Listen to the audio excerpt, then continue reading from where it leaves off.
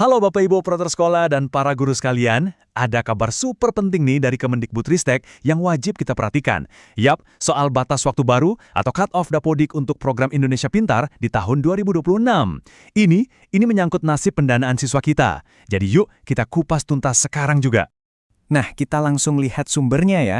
Ini dia, surat edaran resminya yang baru aja terbit. Dokumen inilah yang bisa dibilang jadi game changer-nya.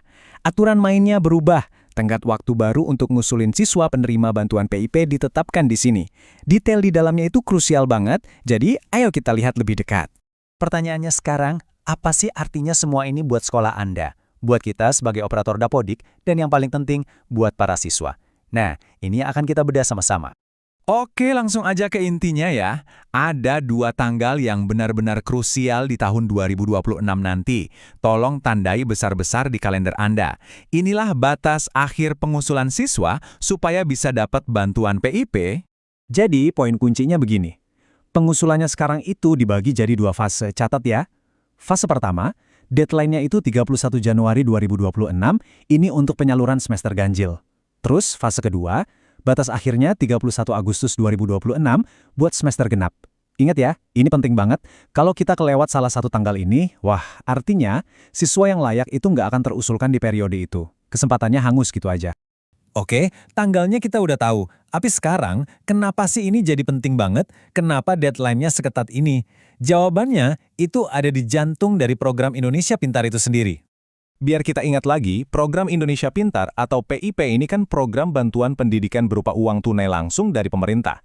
Targetnya jelas, siswa-siswi dari keluarga yang ekonominya kurang mampu atau rentan miskin, supaya mereka tetap bisa lanjut sekolah. Ujung-ujungnya cuma satu, memastikan nggak ada lagi anak Indonesia yang harus putus sekolah cuma karena masalah biaya.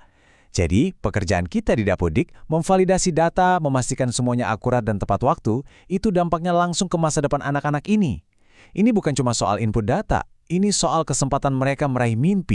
Nah, sekarang kita masuk ke bagian paling praktis. Apa yang harus kita kerjakan?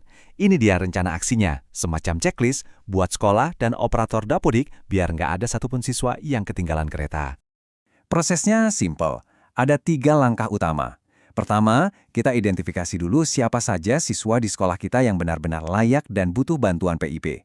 Kedua, langsung tandai status mereka jadi layak PIP di aplikasi Dapodik. Nah, yang ketiga ini kuncinya. Pastikan semua data wajib mereka itu lengkap dan valid 100%. Mungkin ada yang bertanya, data mandatori itu apa aja sih? Pertanyaan bagus, karena justru disinilah sering terjadi kendara. Kelengkapan data ini jadi penentu lolos atau tidaknya pengusulan. Yuk kita lihat daftarnya. Tolong perhatikan baik-baik ya, ini dia daftar data yang wajib valid dan terisi, mulai dari NIK, NISN, tanggal lahir, nama ibu kandung, sampai data detail seperti jenis pekerjaan dan penghasilan orang tua.